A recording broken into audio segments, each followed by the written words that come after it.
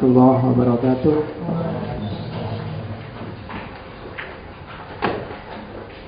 Bismillahirrahmanirrahim. Alhamdulillahirabbil alamin. Assalatu wassalamu ala asyrafil mursalin sayyidina wa maulana Muhammadin wa ala alihi wa ashabihi ajma'in. Amma ba'du. Bismillah, kita lanjutkan ngaji filsafat kita malam hari ini. Kita sudah nyampe ke sesi ketiga dari season kita untuk menjelajahi filsafat modern. Malam ini kita ketemu tokoh pencerahan barat. Sudah. Jangan keras-keras, nanti tetangganya bangun. Yang penting yang di ruangan dengar. Oke. Malam ini kita ketemu Niccolo Machiavelli dari Italia. Kita coba jelajahi pikiran-pikirannya. Siapa tahu ada 1-2 hikmah yang bisa kita ambil dari beliau, Maulana Machiavelli. Ya, banyak orang nggak seneng, banyak orang benci. Orang Barat sendiri banyak yang anti Machiavelli. Nanti kita lihat kok bisa sih dia dibenci banyak orang. Pikirannya disetan-setankan bahkan oleh orang Barat. Seperti apa pikiran seorang Machiavelli. Padahal nanti pikiran-pikirannya ini sangat berpengaruh. Pertama dalam tradisi politik praktis. Kalau kalian ingin tahu apa sih yang ada di kepala para politikus hari ini, kok sampai segitunya, itu sebenarnya hampir semua pakai logika Machiavellian. Jadi model Machiavelli semua. Karena dia dianggap sebagai tokoh filsafat politik yang membawa teori-teori politik dari teori yang sifatnya idealis menuju teori yang sifatnya realis. Orang membahas politik sebelumnya itu kan model-model platonik, model-model aristotelian, itu kan ideal sekali.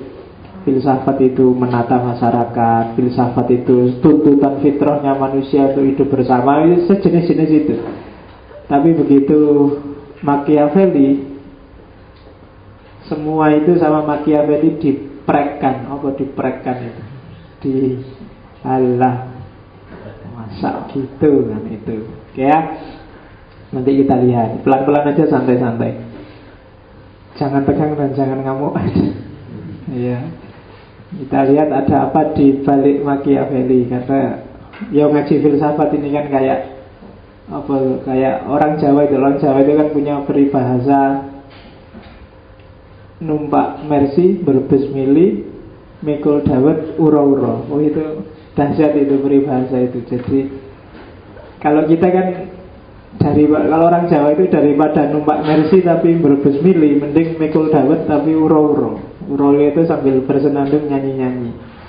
Daripada naik mercy tapi kita sumpek terus hidupnya, mending mikul dawet aja tapi bisa nyanyi-nyanyi. Nah ini kan ngaji ini kan pasti bukan mercy, karena ini modelnya kan kayak gini. Nggak ada tempatnya juga, seadanya, pesertanya seadanya, narasumbernya juga seadanya. Onone mau ngiki ya kelasnya, nggak bisa yang kelas tinggi-tinggi. Jadi terimalah yang seadanya itu. Yang seadanya itu bahasa Jepangnya isakuiki. Jadi ya, jadi ya isakuiki ya pakai iki kan gitu. Jadi bismillah, yang penting kita bisa seneng-seneng, uro-uro, meskipun cuma mikul dawet. Nah, ini kan wajahnya kan kita wajah mikul dawet semua, nggak pantas naik mercy. Jadi Daripada naik Mercy, Brebes milih mending Michael Dawet tapi uro-uro. Tapi sekarang lebih banyak orang milih nggak apa-apa Brebes milih asal naik Mercy. Tapi akhirnya ya masuk penjara KPK. Oke, ada apa di Machiavelli? Kita lihat ya, Machiavelli itu anak zamannya, anak pencerahan, enlightenment, modern. Italia abad ke-15. Saya nggak terlalu jelas kalau di sini, mungkin di situ kelihatan. Itu bagian-bagiannya Italia. Di situ ada Milan, ada Genoa, ada yang suka sepak bola mesti pernah dengar istilah itu. Itu bagian-bagiannya. Ya meskipun itu pembagian tidak berdasarkan Liga Serie A, tapi dulu itu kota-kota besar zaman itu disebut city state. Jadi zaman ketika berakhirnya Imperium Romawi, Romawi itu kan pusatnya di Italia, yang sekarang menjelma, sisa-sisanya masih ada model city state, model semacam Vatikan dengan city state. Zaman berebut pengaruh antara city state sama gereja yang tetap ingin mendominasi, sementara kekaisaran Romawi juga mulai surut, mulai runtuh.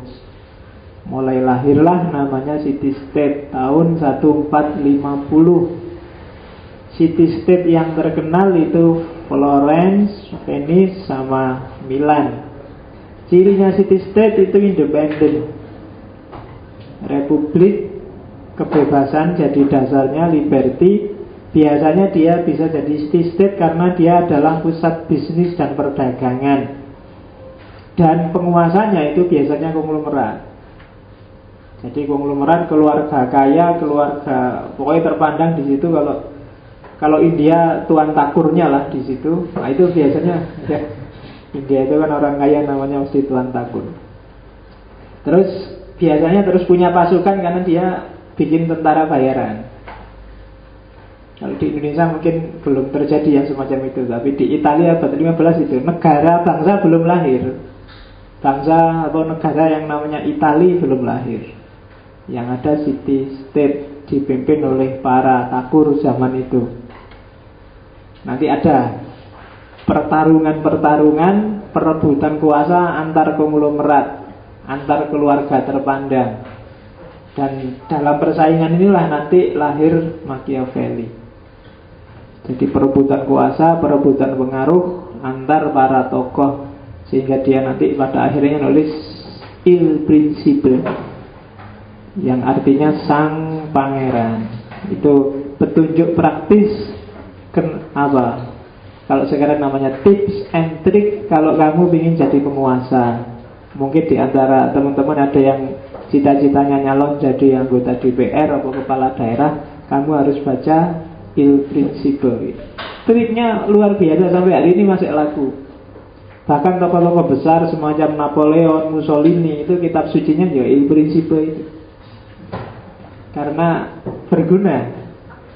Kelihatannya sudah banyak di Indonesia, mungkin setahu saya ada 2 terjemahnya Il Principe itu.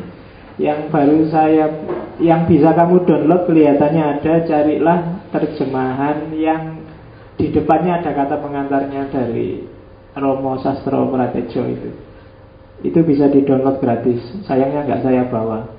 Bahasa Indonesia, jangan khawatir. Kalau ada yang ingin baca, ya kamu kan trauma khawatirnya bahasa Inggris Pak. Tidak, bahasa Indonesia tenang aja. Meskipun kelemahannya terjemahan itu sok-sok bulat bagian tertentu, tapi ya nggak apa-apa, daripada Inggris kan bulat semua awal sampai akhir. Ya, terjemahan mending lah bagian tertentu aja, kamu bisa ngambil manfaat. Nah, 3 wilayah itu Florence, Venice, Milan. Kalau yang Machiavelli adanya di Florence. Keluarga penguasa yang terkenal zaman itu keluarga Medici. Keluarga Medici itu nanti dia melahirkan banyak tokoh-tokoh jenius semacam Leonardo da Vinci, Michelangelo, dan lain-lain. Kalau Venice pusat perdagangan karena dia dekat dengan laut. Sementara Milan ya dia pusat bisnis juga. Posisinya karena dia juga strategis, dikenal kuat karena punya tentara bayaran banyak di sana. Salah satu penguasanya yang terkenal ya Francesco Sforza. Itu bukan pemain sepak bola ya. Itu Duke of Milan. Jadi sejak dulu Milan memang pusat. Jadi itu city state zaman itu. Nah, Machiavelli dia ada di Florence. Ini gambarnya seperti itu. Eropa zaman itu. Pusat peradabannya ada di Italia, pusat kebudayaannya. Spain, mantannya Islam yang jatuh, terus ilmuannya juga lari ke Italia. Perancis juga banyak ilmuwan yang lari ke Italia. Dari situ seperti tak jelaskan 3 minggu yang lalu, dari situ lahirlah Big Bang yang namanya Renaissance. Kemudian 2 abad Renaissance melahirkan era baru yang namanya Enlightenment. Dari abad 14, diawali abad 14, kemudian memuncak abad 16-17. Dan lahirlah era baru namanya modern. Dan itu arusnya seperti itu. Dari Perancis, Spanyol, Jerman, Austria, Swiss, semuanya ngumpul di Italia. Selama kurang lebih 4 abad dia jadi pusat. Dan dari daerah-daerah itulah nanti muncul filosof-filosof besar yang menggagas peradaban baru yang namanya modern. Yang sebenarnya peradaban modern itu ya sampai hari ini. Di mana-mana modusnya hidup kita sebenarnya masih modus ala modern. Kita belum geser dari sana. Meskipun ada isu baru postmodern, ada isu baru bahkan beyond postmodern, tapi sebenarnya modus kita masih modus modern. Masih belum geser dari sana. Ya, kok gemeteran kamu bawa. Iya. Oke. Jadi Eropa zaman itu. Sekarang kita masuk ke Machiavelli. Machiavelli aslinya dari Florence. Ia lahir ketika ada perebutan pengaruh antara city state and church dan gereja. Jadi dia lahir waktu huru-hara, hidup di zaman huru-hara, lahir waktu huru-hara, dan nanti juga hidupnya penuh huru-hara. Itu Machiavelli. Ayahnya pengacara, masih punya darah biru dikit-dikit, keturunan kerajaan Tuscan. Terus hidupnya baik-baik saja sampai kemudian dia masuk ke dunia politik. Umur 29 dia masuk jadi staf ahlinya gubernur Florence sebagai staf ahli bagian negosiasi dan militer. Jadi karena dia politikus. Terus dari situ sebenarnya ketika Machiavelli jadi staf ini, era ketika Medici tadi yang penguasa Florence ini kalah, dikalahkan oleh kelompok baru, keluarga baru, keluarganya Cesare Borgia. Nah, di situ dia jadi penasehatnya. Dia jadi pokoknya konsultannya Cesare Borgia, yang dia ini sangat ambisius, gila kuasa. Sebenarnya inspirasi dari orang ini nanti melahirkan Il Principe dari Cesare Borgia. Saya tidak tahu, mungkin masih satu marga dengan Cesare Maldini. Ya, podo gelare. Oke, nah cuma kemudian ya Cesare Borgia dan dinastinya juga dikalahkan lagi oleh keluarga Medici.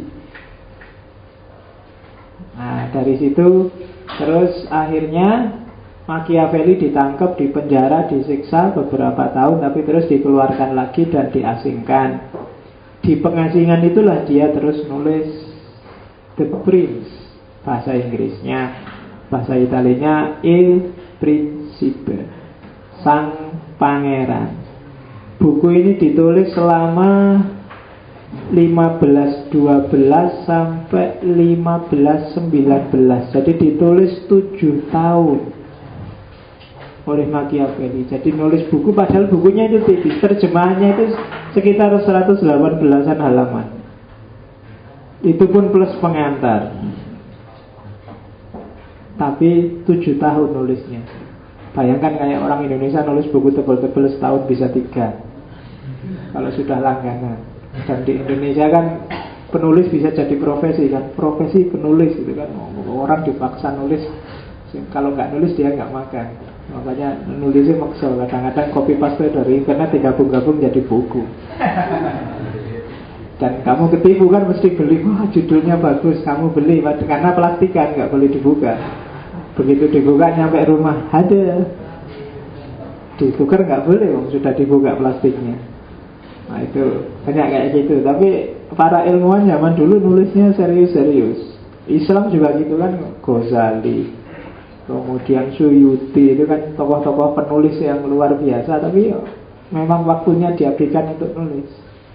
Jadi Machiavelli 7 tahun nulis Il Principe, tahun 1512 sampai 1519.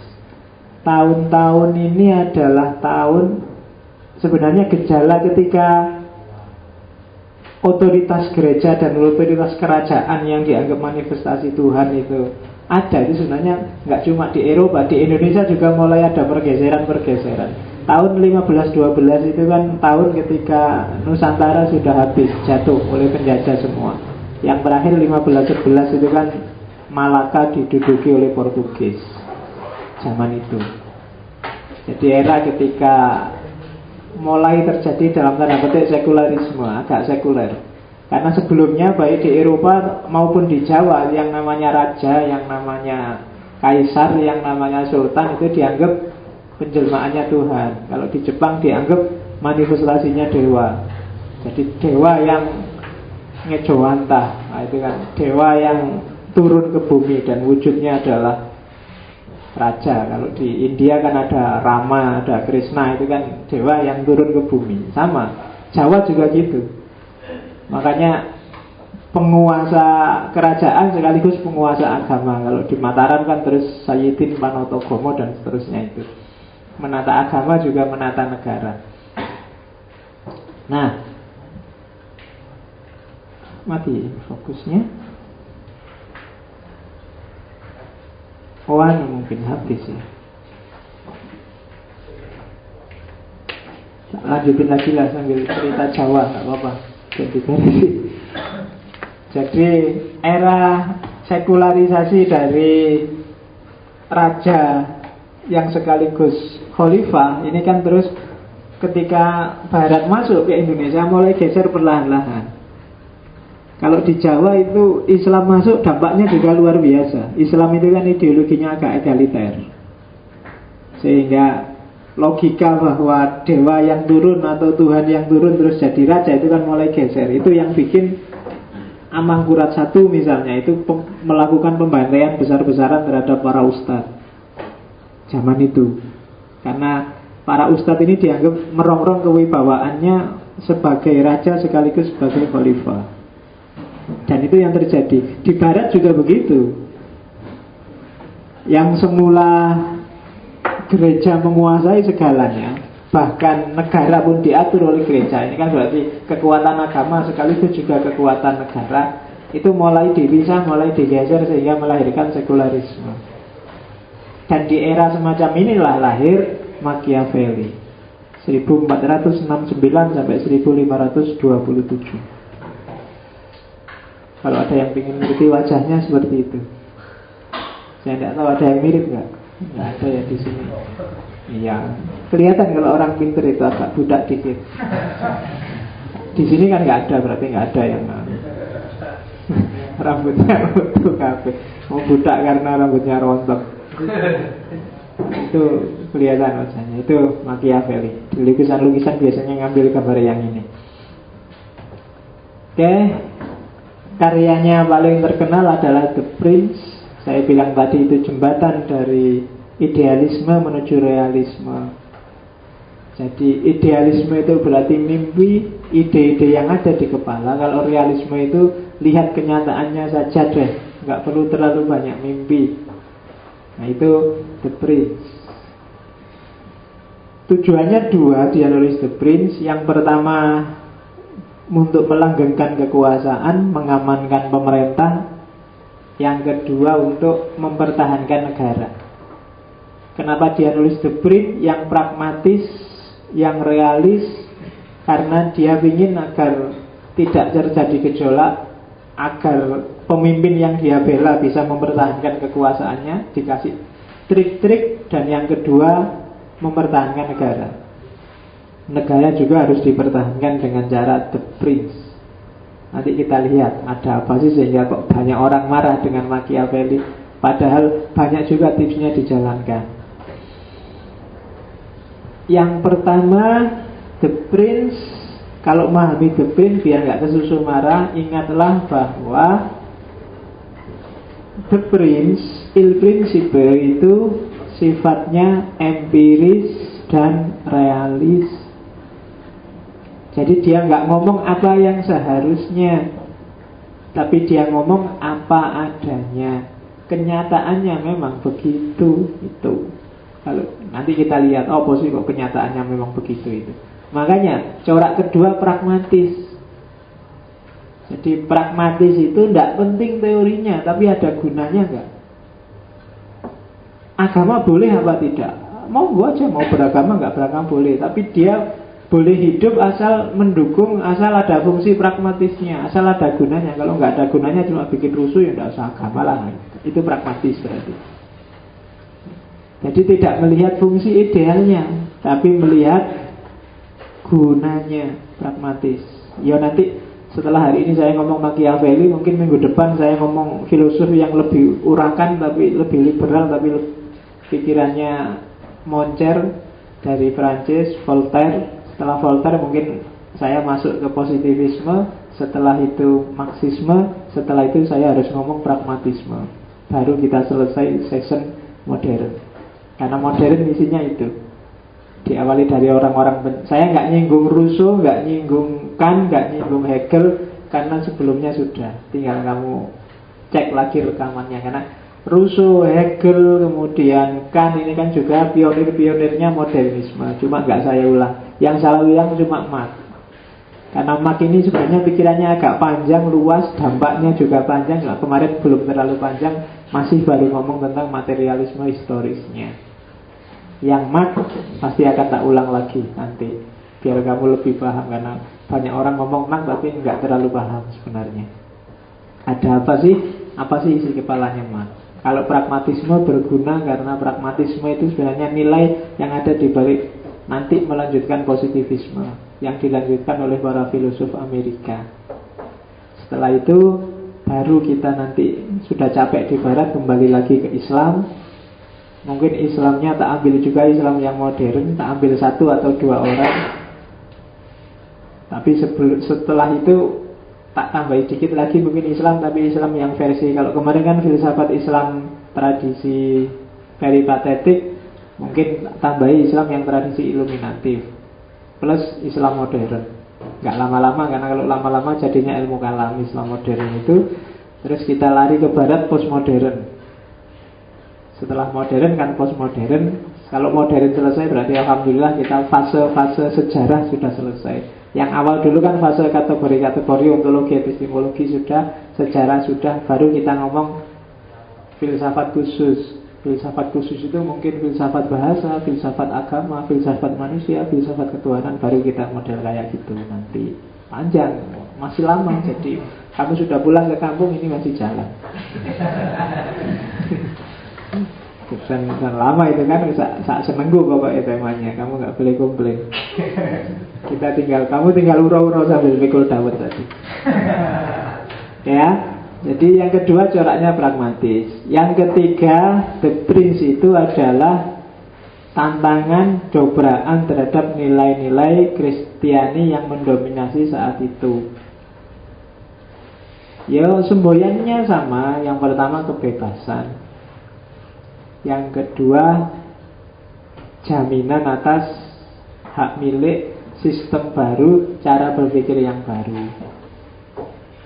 Jadi Machiavelli karena dia realisme, maka dia lebih melihat kondisi-kondisi wajar, kondisi-kondisi alami seorang manusia. Beda sama agama, bahkan beda sama filsafat yang idealis. Kondisi alami itu wajar lah, orang nyari kekayaan, wajar lah, itu kondisi alami, cara berpikir realis. Jadi kalau ada orang sering ngomong, biasa aja, cowok seneng cewek wajar, itu sebenarnya cara berpikir yang realis. Lu kok ceweknya dibawa ke dalam kamar, ya wajar lah. Yang tidak wajar itu kalau cowoknya yang dibawa ke dalam kamar. Nah itu cara berpikir yang realis. Karena bawa cowok lebih mengkhawatirkan. Kalau bawa cewek itu berarti normal. Kan gitu mikirnya. Oke. Nah, terus ada, itu contoh pragmatisnya. Tak kasih satu teori itu. Contoh kayak gimana sih model berpikirnya Machiavelli itu loh, tak kasih contoh ketika dia ngomong tentang agama religius. Seorang pemimpin itu bagi Machiavelli nggak harus religius, jadi kamu nggak harus nyari kiai untuk jadi pimpinan biar negara tertib. Tapi carilah orang yang bisa mendorong orang untuk jadi religius. Karena agama itu ternyata penting untuk kontrol sosial. Cara berpikir gini kan khas, itu pragmatis. Agama boleh asal ada fungsinya. Jadi nyari pemimpin itu nggak harus gelarnya profesor, tapi carilah orang yang bisa ngatur profesor. Nggak harus yang gelarnya kiai, tapi carilah orang yang bisa menaklukkan kiai. Karena kiai itu penting, masanya banyak. Kan gitu sekarang. Jadi nggak harus kiainya jadi anggota DPRD. Cukup kiainya merestui, kemudian disangoni, terus aman dia, masanya kepegang. Kan itu sebenarnya Machiavellian. Jadi carilah yang paling berpengaruh siapa. Cari tokoh-tokoh masa. Cari, nggak harus dia sendiri yang jadi religius. Nggak harus kamu sendiri yang pintar adzan. Nggak harus kamu sendiri yang pimpin qori. Tinggal kamu bisa ngatur qori, ngatur muadzin, aman. Jadi takmir nggak harus ngajinya enak. Tapi gimana caranya jamaah yang ngajinya enak mau ngaji di masjid. Oh itu berarti takmir yang cerdas. Gitu. Kalau takmir dewe tiap hari ngaji ya wajar memang takmir. Tapi bisa nggak dia bikin jamaah yang ngajinya enak, ngajinya rajin ke masjid. Oh itu berarti dia pemimpin yang bagus. Bukan pemimpin yang opo-opo diayai dewe, itu malah gak cerdas. Bukan pemimpin yang berkualitas. Nanti Machiavelli ngomong panjang lebar tentang itu. Nah, dari situ maka ada asumsi besar, patternnya, pola berpikirnya Machiavelli adalah orientasi ke hasil, orientasi ke tujuan. Pokoknya tujuanmu apik, wes. Kamu menempuh tujuan itu pakai jalan apa ya monggo. Yang penting negaranya aman. Cara bikin negara aman itu ya monggo. Yang penting kita stabil ekonominya. Cara bikin stabilnya kayak gimana terserah. Jadi tujuan menghalalkan cara. Tujuan yang baik membolehkan cara yang jahat.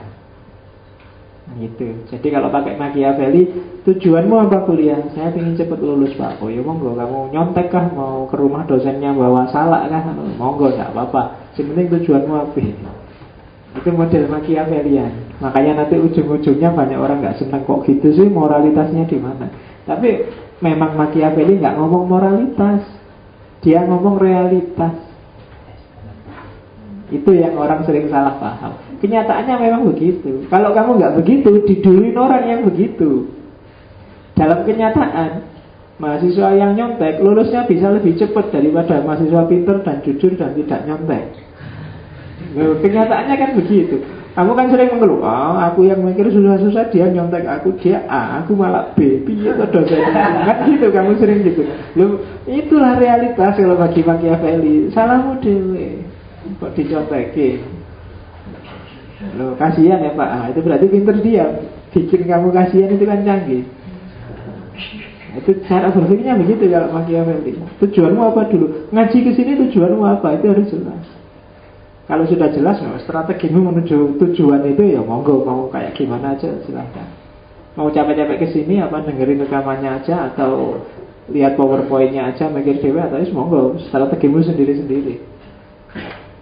Yang penting tujuannya jelas. Dan ketika tujuan jelas, cara apapun yang kamu pakai untuk menuju tujuan itu suka-suka kamu. Jadi itu the prince. Ya itu ciri-cirinya yang sering dikritisi orang. Yang tadi, moralitas itu tidak terlalu penting dalam politik.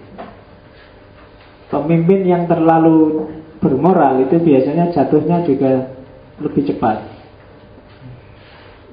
Politik itu, coba lihat, orang-orang jujur itu biasanya orang yang paling susah. Ada satu peribahasa dari Machiavelli, saya lupa tepatnya, cuma nggak tak bawa ke sini tadi. Ada beberapa yang tak bawa, cuma yang ini nggak tak bawa. Kalau ada orang baik dan terlalu baik, maka pada saatnya dia akan mendapatkan susah yang luar biasa di antara orang-orang yang tidak baik. Jadi kalau ada orang baik, itu problemnya satu, dia akan mendapatkan kesusahan di antara orang-orang yang tidak baik. Itu kan persis kayak Ronggo Warsito kan. Barang siapa menangi zaman edan, kalau dia nggak edan, ya nggak kebagian. Tapi kalau ikut edan, masuk ikut edan, kan gitu. Jadi serba dikotomis. Tapi kalau bagi Machiavelli, ya ikut aja edan. Ngapain kamu puasa-puasa ikut nggak edan? Yang lain edan. Kamu nggak edan sendirian. Ketika kamu nggak edan sendirian, satu-satunya berarti kamu yang dianggap edan. Jadi tujuan menghalalkan cara. Ya secara politik akhirnya idealnya berarti nilai tertinggi itu bukan individu tapi negara. Individu boleh dikorbankan untuk kepentingan negara kalau dalam politik. Jadi itu 3 ciri selanjutnya dari Machiavelli. Oke, terusannya cirinya yang lain. Jadi ini sebelum masuk ke The Prince, kamu harus ngerti patokan-patokannya, ciri-cirinya. Terus logikanya Machiavelli itu bukan kacamata etis, tapi kacamata medis. Jadi seperti dokter, bukan seperti kiai. Kenapa? Saat itu kan tak bilang tadi, Italia itu sedang rusuh, rebutan kekuasaan, tidak karu-karuan, antara pemimpin saling mendominasi, saling menaklukkan. Oleh karena itu, untuk negaranya kuat, cara berpikirnya bukan etis tapi medis. Medis itu harus siap berkorban, siap sakit dulu untuk sembuh. Bahkan kadang-kadang harus siap bagian tubuhmu tertentu diamputasi. Kalau enggak ngerusak seluruhnya. Itu medis. Betul. Kadang-kadang ada yang harus disakiti. Kamu harus minum obat. Obat itu kan pahit, tapi harus ditelan. Enggak enak sih memang, tapi harus kamu telan biar seluruh tubuhmu sembuh. Kadang-kadang kakimu harus diamputasi. Kalau nggak diamputasi bisa membusuk sampai atas. Tega sekali ya kaki diputus. Loh, kalau nggak gitu malah bisa hancur semua. Itu cara berpikir medis. Maka seorang pemimpin, dia pendekatannya jangan selalu etis. Dia kadang-kadang harus pakai pendekatan medis. Yo terserah kamu terus mau marah-marah, itu kan anti HAM, anti anu. Tapi kadang-kadang yang kayak gini diperlukan. Kalau ditolerir semua, negaranya malah yang rusak. Bukan sekedar pemimpinnya jatuh. Nah, itu pendekatan medis namanya. Pendekatan medis itu kan diobati. Dan diobati itu kan tidak enak. Apalagi sekarang kan pengobatan itu kan macam-macam. Ada yang disetrum, ada yang pakai lintah, ada yang itu kan aneh-aneh. Gak masuk akal, menyakiti diri sendiri, tapi dalam rangka biar bisa sembuh. Maka kadang-kadang pemimpin represif, menyakiti rakyatnya, tapi demi keutuhan bersama. Itu yang ada di pikirannya Machiavelli. Kalau pemimpin etis semua, pertimbangannya hati nurani terus, negara bisa rusak luar biasa. Kasihan ya koruptor itu, dia dipisahkan dari anaknya, dia dipisahkan dari istrinya. Padahal anak ini kan gak tahu dosa apa-apa, kenapa kok kena imbas bapaknya. Itu mikir etis kan. Kalau dia mikir kayak gitu ya selesai, negaranya rusak. Dia harus tega. Meskipun Lutfi Hasan sama Darin itu belum lama nikahnya, harus dipisah. Gak boleh dia nih, kasihan Pak, ini masih SMA loh Pak, masih butuh. Gak urusan. Itu salah satu terapinya harus medis. Jadi harus agak tega. Kok tega ya, itu hukumannya lama sekali. Kasihan loh Angelina Sonda, itu hukumannya kok lama sekali. Nanti keluar dia sudah tua. Sekarang kan masih Jose Manuel misalnya. Jadi tidak harus tega, harus ada yang diamputasi. Kalau enggak, seluruh negara akan busuk, dia akan ambruk. Itu namanya pendekatan medis. Polisi demo mukul-mukul misalnya, itu anti HAM jelas. Tapi kadang-kadang harus perlu gitu. Harus ada bagian yang dipukul biar yang lain lari dan bubar demonya. Ya, cara mikirnya kan begitu. Kalau polisinya etis semua, kasihan ini anak kita sendiri, bubar mesti. Demonya nggak selesai-selesai, rusak kabeh, orang jualan habis semua. Tapi polisi kan pendekatannya sekali-sekali juga pendekatan medis. Ada bagian tertentu yang dipukuli biar yang lain sembuh. Kapok nggak mau demo lagi. Nah itu pendekatan medis. Il principe, the prince itu cara berpikirnya seperti itu. Bukan cara berpikir yang moralis, HAM. Enggak. Ngurusin negara juga harus ada aspek itunya. Bahkan aspek ini penting. Kalau etika sih asal gak tabrakan jalan aja. Tapi kalau ini begitu salah amputasi apa yang sudah busuk gak dipotong, itu ya bisa rusak. Termasuk itu kan contohnya orang-orang yang membangkang, orang-orang yang merusak negara, orang-orang yang merongrong konstitusi, itu kan kadang-kadang harus diamputasi kalau katanya Machiavelli. Jadi ya sekali lagi karena dia memang cara berpikir yang realistik. Dia tidak mikir yang ideal-ideal. Kenyataannya memang gitu kok. Harus disakiti dikit-dikit, baru yang lainnya seger dan sembuh. Zaman Pak Harto itu kan gitu, bikin terapi. Ini penjahat, preman merajalela di mana-mana. Bikin Petrus zaman itu kan. Petrus itu penembakan misterius. Jadi kalau ada kejahatan, pokoknya polisi punya hak ditembak di tempat, atau dicurigai aja boleh ditembak di tempat. Terus mayatnya dibuang, memang sengaja dibuang di jalan, di pinggir sungai, biar kelihatan orang, biar shock terapi yang mau bikin kejahatan terus takut. Nah itu jenis pendekatan medis. Para diktator, pemimpin-pemimpin yang agak otoriter itu sebenarnya polanya hampir Machiavellian semua. Jadi harus tega dalam hal tertentu demi, ya syukur-syukur kalau demi negara. Kadang-kadang kebanyakan demi biar kekuasaannya langgeng. Cara berpikirnya gitu semua. Coba kamu lihat pemilu kemarin kan selalu, silahkan kamu lihat mana bagian yang diamputasi, mana yang bagian disingkirkan, mana yang pasti ada yang kayak gitu. Dalam rangka apa? Menjaga keutuhan, stabilitas mungkin partainya, kelompoknya, dinastinya. Pasti ada. Ada yang dikorbankan, ada yang sudahlah kamu aja yang masuk penjara, tenang aja, anak istrimu aman. Yang penting kamu relakan aja 4, 5, 10 tahun di penjara, nanti selesai lah. Kalau ingin keluar ya gampang, nanti tiap malam minggu keluar, santai aja. Oke, gitu. Kenapa? Karena dia jadi tumbalnya. Nah itu namanya pendekatan medis. Itu pendekatan kedokteran. Nah, oke. Yo kayak gitu kan strategi. Kalau kamu sama pacarmu kan kadang-kadang gitu. Kalau pacaran itu lancar terus biasanya gampang putus. Kadang-kadang ada masalah, gegeran dikit, saling sakit menyakiti dikit, itu biasanya awet. Nah, pendekatannya kalau ditanya kok kamu tega sekali sama aku, ini pendekatannya medis. Iyalah ya, dibikin cemburu dikit-dikit, dibikin panas dikit-dikit kan gitu. Biar wah ini bisa kehilangan nih. Orang yang khawatir bisa kehilangan juga terus terus. Tapi kalau ala aman, tenang aja. Tak tinggal ngaji juga aman. Siapa yang ngapain kan gitu. Tapi kalau khawatir jangan-jangan di masjid lirik-lirik ini mesti jangan, itu kan panas itu kan, jadi bisa nempel terus. Pendekatan medis itu. Disakiti dikit-dikit biar nempel terus. Oke, itu Machiavellian. Nah, kenapa sih kok asumsinya si Machiavelli itu seperti itu? Karena bagi Machiavelli kayak Thomas Hobbes, jadi karakter dasarnya manusia itu jelek.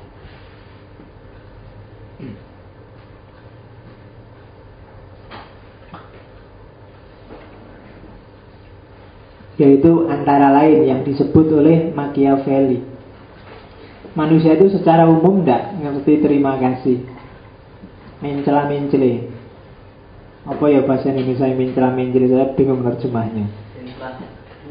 Pelin-pelan. Suka menyembunyikan.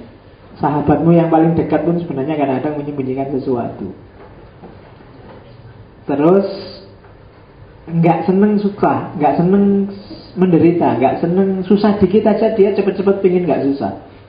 Sengsara dikit dia cepet-cepet pingin nggak sengsara. Itu manusia, nggak tahan banting, itu manusia. Dan yang terakhir tamak. Dapat 10 mesti ingin 20. Itu karakter dasarnya, katanya Machiavelli. Nanti dilanjutkan oleh Thomas Kuhn bahwa memang manusia itu karakter dasarnya jelek. Jadi dengan teori ini berarti apa? Manusia itu kalau nggak diatur, wis bebas kita mau ngapain aja, itu mesti dunia rusak sudah. Maka harus ada aturan. Kenapa? Karena karakter dasarnya manusia itu jelek. Kalau nggak percaya coba ya misalnya undang-undang dibatalkan semua, agama, moralitas libur selama 1 minggu. Terus kamu boleh ngapain aja sak seneng-senengmu, tak jamin langsung rusak. Yang ada di pikiran apa mau ngapain, pokoknya aturan monggo, kamu mau ngambilin barangnya orang nggak apa-apa, mau tidur sama tetanggamu nggak apa-apa, mau pokoknya semua aturan libur, mesti terus rusak kamu. Kenapa? Karena memang ternyata karakter dasar kita itu jelek. Itu menurut Machiavelli. Maka orang harus diatur, bahkan sekali-sekali harus dipaksa. Kalau dipaksa juga nggak bisa, disiksa. Kalau disiksa masih nggak bisa disingkirkan. Cara mikirnya gitu. Jadi kalau kamu besok jadi penguasa, entah di level apa, diatur yang di bawahmu. Diatur nggak bisa, dipaksa biar manut. Dipaksa manut nggak bisa, disanksi, dibikin susah, disiksa. Dipaksa nggak bisa, disiksa. Kalau sudah disiksa aja masih nggak bisa, ya disingkirkan. Ya bu, caranya menyingkirkan, apa dipecat dari partai, apa diapain, dia harus disingkirkan. Karena kalau enggak, dia jadi penyakit, akan jadi benalu, jadi parasit yang merusak sistem secara keseluruhan. Kenapa ya? Karena manusia itu dasarnya jelek, tidak tahu terima kasih, mencela-menceli. Sekarang A, besok bisa B. Dulu katanya pilkada langsung lebih baik, sekarang kok enggak. Dulu katanya apa, sekarang kok enggak. Dulu katanya apa. Kamu jangan kaget, itu berarti masih manusiawi. Yang konsisten dulu A, sekarang A itu kan cuma robot. Kalau manusia enggak, pasti itu. Makanya kamu jangan kaget dulu. Kemarin katanya gini, kok sekarang gini. Loh, biasalah, aku kan masih manusia. Itu kan jadiin alasan untuk kamu mencela-mencela. Tapi memang begitu. Kamu sendiri kan nggak konsisten. Coba kamu cermati dirimu sendiri. Dalam banyak hal kamu nggak konsisten juga. Kemarin apa, sekarang apa. Mulai urusan selera, cara berpikir, modus hidup, itu kadang-kadang kamu juga mencela-mencela. Dulu waktu kecil katanya pingin jadi pilot pak, tapi sekarang sudah nggak bisa lagi, kan ganti. Nggak bisa pak, masa jadi pilot? Saya usuluddin. Jalurnya di mana bisa jadi pilot pak? Nah kamu kuliah usuluddin pingin jadi apa? Pingin dagang pak. Nah kok malah jauh? Apa hubungannya usuluddin sama dagang? Nggak apa-apa pak, yang penting kan kuliah. Ayo, manusia itu sudah mikirnya ora jelas ya ora apa-apa. Padahal kalau ngeritik entek-entekan tapi ya DE sendiri ya ora jelas. Ya, jadi human nature, manusiawi lah, wis ora apa-apa. Malah mengkhawatirkan kalau ada orang konsisten terus, itu mengkhawatirkan. Seandainya nggak mengkhawatirkan, biasanya orangnya membosankan. Nggak seru lah. Orang itu harus dinamis sesuai kondisi. Tapi dinamis kalau dalam agama ya ke arah yang lebih baik. Mencela-mencela tidak apa-apa. Kemarin A sekarang B tidak apa-apa. Tapi dari A ke B itu harus naik level. Jadi tidak ke yang lebih jelek, tapi ke yang lebih bagus. Tidak apa-apa. Saya ingin menghatamkan Quran sekali, ternyata khatam 2 kali. Kamu minta-mencela, nggak bisa. Ya enggak, itu semakin bagus, tidak apa-apa. Ya kan? Jangan dimarahi, wah mencela-mencela kamu, katanya khatam sekali, kamu khatam kok 2 kali, enggak percaya aku padamu. Enggak, itu mencela-mencela yang bagus. Oke, terus maka prinsipnya Machiavelli, karena manusia itu nggak bisa dipercaya, karakter dasarnya itu jelek, maka berhadapan dengan manusia itu lebih baik bikin mereka takut daripada bikin mereka cinta. Katanya Machiavelli, kalau kamu bikin mereka cinta, percayalah, itu bahasanya tak terjemah agak letterlek itu, bajingan-bajingan itu. seketika akan meninggalkan cintanya kalau dia melihat ada cinta lain yang lebih menguntungkan. Itu manusia sudah. Sekarang bilang I love you sak pol-pole, tapi kalau ada yang lebih bagus dan kok mau, mesti yang sekarang sak pol-pole ditinggal. Itu manusia. Beda kalau kamu bikin takut dia. Awas loh, kalau kamu berani mutusin aku, fotomu tak sebar. Oh itu aman sudah. Ya kan? Kalau diancam, dibikin takut, itu aman sudah. Tapi kalau masih sudah, cintaku sejati padamu nggak mungkin berubah, itu prek, mesti bisa berubah. Nggak bisa, kalau dasarnya cinta itu nggak bisa.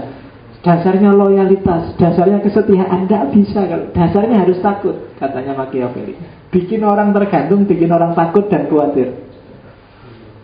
Kalau kamu nggak milih aku, hati-hati, besok subsidinya tak kurangi loh. Itu kan dibikin takut. Itu. Daripada dosennya ngomong sampai capek, kode etik dipatuhi, jadi mahasiswa yang baik, niat dari awal untuk cari ilmu, mahasiswa malas. Tapi kalau diancam, dibikin takut, awas, ngelanggar kode etik, nilai tak kurangi 20%. Wah, itu mesti mandat mahasiswa.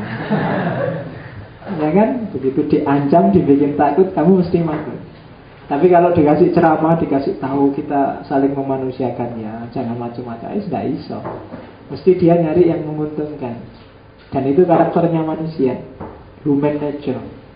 Jadi katanya Machiavelli, relasi yang paling aman antara pemimpin dan yang dipimpin, bikin yang dipimpin takut sama pemimpinnya.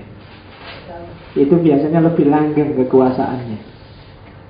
Makanya dulu zaman Pak Harto kan, pokoknya siapa melawan tak gebuk. Oh itu kan orang sudah mengkerut semua sudah. Tidak berani kan dulu. Karena dia punya militer, punya pasukan, punya itu. Jadi orang diancam gitu. Tapi kalau cuma diingatkan, dinasehati, tidak masuk.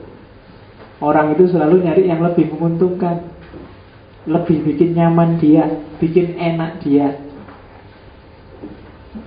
Jadi asumsi pertama, dalil pertamanya Machiavelli adalah bikin orang takut itu lebih baik daripada bikin orang cinta padamu. Karena cinta itu bisa mencela-mencela, tapi kalau rasa takut itu biasanya agak permanen. Selama penyebab rasa takutnya belum hilang. Coba aja dalam hidupmu sehari-hari, akan banyak hal yang kalau itu relasinya takut tidak lulus, takut dapat nilai jelek, takut diusir ibu bos, takut kan gitu. Kenapa kok pacarmu nggak kamu masukkan ke kamar? Mesti ya, enggak, itu kan tidak sesuai dengan norma moral, tidak sesuai, mesti bukan itu alasannya. Takut ketahuan bapak kos, nanti orang kampung rame digerok. Ya kan itu yang bikin kamu nggak ngajak pacarmu masuk kamar, takut. Bukan takut dilihat, oh takut Allah selalu melihat, gak percaya. Takutnya mesti ketahuan bapak kos, ibu kos, terus digeruduk orang sak kampung, apalagi kiamat itu sudah. Itu kan rasa takut itu yang bikin kamu. Nah, itu gunanya pimpinan yang bikin takut anak buahnya. Karena ya itu tadi, bikin relasi takut. Itu lebih langgeng. Oke, itu kalau kamu setuju Machiavelli ya. Nah, nanti Machiavelli punya dua konsep yang terkenal. Yang pertama virtu, yang kedua fortune. Virtu itu apa? Kejantanan, kecerdikan. Nanti ini diwarisi oleh Nietzsche, melahirkan konsep namanya Superman. Jadi pemimpin itu adalah mix gabungan antara virtu sama fortune. Virtu itu kualitas personal yang dibutuhkan seorang raja, seorang pimpinan untuk memimpin negaranya. Jadi semakin tinggi kualitas virtunya, maka dia semakin aman kekuasaannya. Yaitu antara lain ciri-ciri virtu itu misalnya pinter, berani, strategis, taktis, teliti, tegas, pemaaf sebagai reputasi, ada dukungan masyarakat, dukungan negara. Pokoknya itu berarti kalau kamu punya itu semua, berarti kamu kuat di virtu. Nah, tinggal kamu lihat dirimu sendiri. Orang semakin mandiri semakin kuat virtunya, semakin jantan. Semakin cerdik semakin kuat virtunya. Semakin punya banyak relasi semakin kuat virtunya. Ini faktor-faktor yang bisa dikontrol dan bisa diusahakan untuk melanggengkan kekuasaan. Itu namanya virtu. Baik faktor personal maupun faktor sosial. Cirinya pemimpin yang punya virtu, kalau katanya Machiavelli, yang pertama tekun dan paham politik. Kalau tidak ngerti politik, jangan jadi pimpinan. Berarti dia virtunya lemah. Terlalu jujur jadi kiai, virtunya lemah. Dia harus paham politik, karena permainan tata masyarakat. Kalau enggak, dia malah dipermainkan oleh yang dia pimpin. Jadi dia harus paham politik. Yang kedua, dia harus cerdik.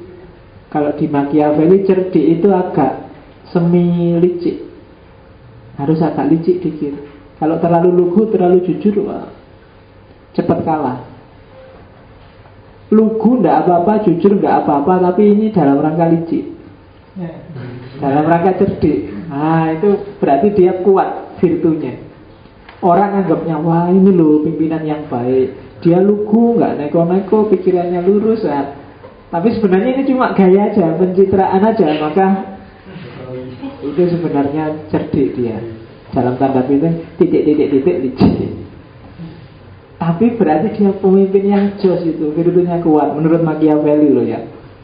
Jadi ketemu lawan gimana, ketemu kawan gimana, itu bisa ngatur sendiri. Itu cerdik. Yang kedua, pinter perang, pinter konflik, dan pinter diplomasi.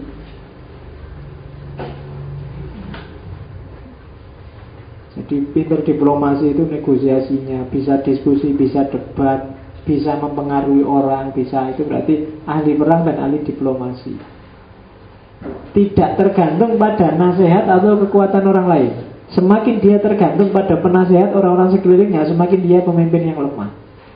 Dan pasti nggak awet kekuasaannya, karena sangat kemungkinan orang-orang sekelilingnya ini memanfaatkan dia untuk kepentingan mereka. Semakin banyak jumlah penasehat dan juru bicaranya, itu berarti menunjukkan semakin lemah pemimpin itu. Nggak wani ngomong dewe. Terus mandiri, punya karisma. Oh, itu punya karisma itu kan yang agak berat itu nggak bisa otomatis, itu harus agak jangka panjang karisma itu. Semacam aura, semacam power yang bikin orang nggak usah diperintah jalan sendiri. Itu berarti dia punya karisma. Yo, kalau teori karisma yo bisa lah nanti belajar di Weber. Itu karisma. Jadi kalau ada orang yang rajin, pinter politik, cerdik, ahli perang, ahli diplomasi, mandiri, nggak tergantung orang lain, kemudian punya karisma, pilih aja jadi presiden. Indonesia mesti jos. Itu pemimpin yang memiliki virtu. Cuma virtu ini hanya 50%. Meskipun sangat penting. Yang 50% lagi bukan virtu, tapi fortuna. Yois kayak Dewi Fortuna lah, kamu kenal kan? Ya memang itu asalnya dari Dewi Fortuna. Keberuntungan. Kalau virtu itu hal-hal yang bisa dikontrol, kalau fortuna itu hal-hal yang di luar kuasamu. Itu fortuna. Kayak di Indonesia ini loh, sebagus apapun kamu jadi presiden, kalau tiap hari digempur dengan bencana alam, itu ya wassalam, yes. Ya kan, itu namanya fortuna.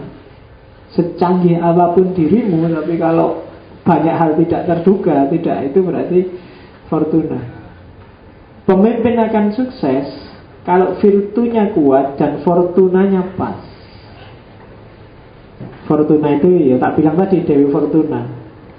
Dewi Fortuna itu dewi dari Yunani sebenarnya, dewi mitologis yang tugasnya menyebarkan keberuntungan. Kalau di gambarnya itu biasanya dewinya agak punya pakai selendang panjang, terus jalannya di atas awan, tapi matanya agak ketutup. Matanya ditutup kain, tapi dia bagi-bagi harta, bagi-bagi keberuntungan. Jalannya sama kambing yang dari tanduknya kambing ini terbuat dari emas. Yang dari tanduk ini bisa muncul macam-macam. Cuma karena dia buta, jadi ngambil harta dilempar, jatuhnya ke siapa nggak jelas. Mungkin orang yang rajin tekun kerja dapat, tapi kadang-kadang orang malas yang ngerti apa-apa juga dapat. Jadi keberuntungan itu kan seperti itu, tidak bisa diprediksi. Kamu yang belajar mati-matian nggak lulus, temanmu yang nggak belajar nggak pernah masuk malah dapat A. Nah, itu berarti tadi malam dia dapat Dewi Fortuna. Jadi mengharapkan keberuntungan. Makanya sepak bola itu kan kalau sudah buntu, nah, mesti orang merindukan Dewi Fortuna. Semoga Dewi Fortuna berpihak pada kita. Kan selalu begitu. Kamu selalu nunggu Dewi Fortuna. Indonesia melawan Barcelona, itu kan kamu mesti semoga Dewi Fortuna. Kan selalu gitu. Yang ditunggu Dewi Fortuna. Karena itu Dewi yang bagi keberuntungan. Nah, seorang pemimpin juga butuh Fortuna. Meskipun nanti di belakang katanya Machiavelli, pemimpin yang dahsyat adalah pemimpin yang virtunya sangat besar, sehingga dia punya kapasitas untuk menyikapi, merespon apapun fortuna yang ada. Jadi saking dahsyatnya pemimpin ini, ada kondisi tak terduga apapun dia bisa merespon dan punya kapasitas, punya kekuatan untuk merespon. Kalau ada pemimpin kayak gini, berarti dia pemimpin dahsyat. Orang itu kan menunggu keberuntungan, tapi keberuntungan apapun yang datang, atau jangan-jangan keberuntungannya nggak datang, atau malah ketidakberuntungan yang datang, dia siap. Karena dia punya virtu yang sangat luar biasa. Nah itu, jadi sebenarnya hidup kita itu 50-50, tapi bisa kamu bikin 75-25. Syukur-syukur bisa kamu bikin 90-10 antara virtu dan fortuna. Semakin virtumu tinggi, semakin fortunanya rendah. Fortun itu kan yang tidak terkontrol, tapi semakin virtumu tinggi, yang tidak terkontrol akan jadi terkontrol. Nah itu kepemimpinan. Jadi cari pemimpin yang dia punya kapasitas luar biasa, yang bisa menyikapi banyak masalah tanpa harus pasif nunggu keberuntungan, nunggu kebetulan. Karena kebetulan itu kan beda dengan kebenaran. Kalau kebenaran itu virtu, kalau kebetulan itu fortuna. Jadi pemimpin yang bagus itu yang virtunya luar biasa dan bisa merespon segala fortuna. Oke. Kalau di Machiavelli analisisnya agak gender. Kalau virtu itu laki-laki, fortuna itu perempuan.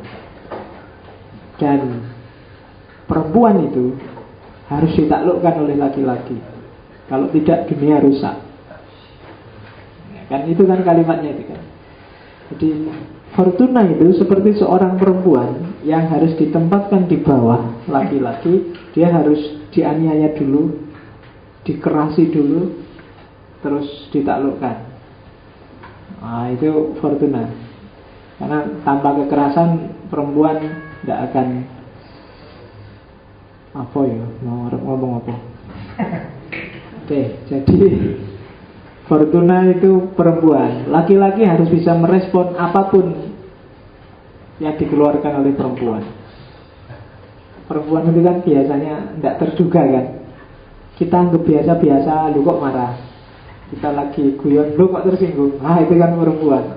Analoginya Machiavelli. Maka kamu harus punya virtu yang luas, yang tinggi, yang besar, sehingga dikagetin apapun nggak kaget.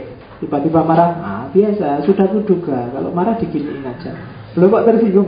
Diginiin aja kalau tersinggung. Lo kok gini? Itu berarti pemimpin yang luar biasa. Lo kok rakyatnya demo? Kalau demo gampang, beli nasi bungkus. Lo kok kayak gini? Gampang. Jadi itu virtunya tinggi berarti. Tidak gampang, bingung. Lo kok gini ya? Gimana ya? Ayo kita sidang, ayo rapat. Kesuai. Pemimpin yang virtunya tinggi itu nggak kesuai. Karena dia selalu punya tips yang tepat untuk mengatasi permasalahan. Itu Virtu sama fortune. Oke, ambil nafas sebentar biar gak terpengaruh. Nanti ada beberapa filosof yang kamu harus cermat menyikapinya, termasuk Machiavelli.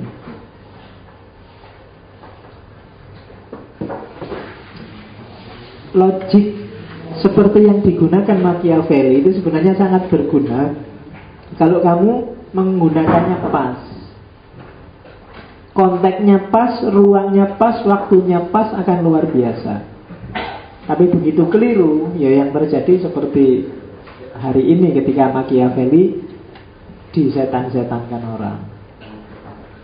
Oke, itu tadi sudah tak jelasin kan, hubungan virtu sama fortuna.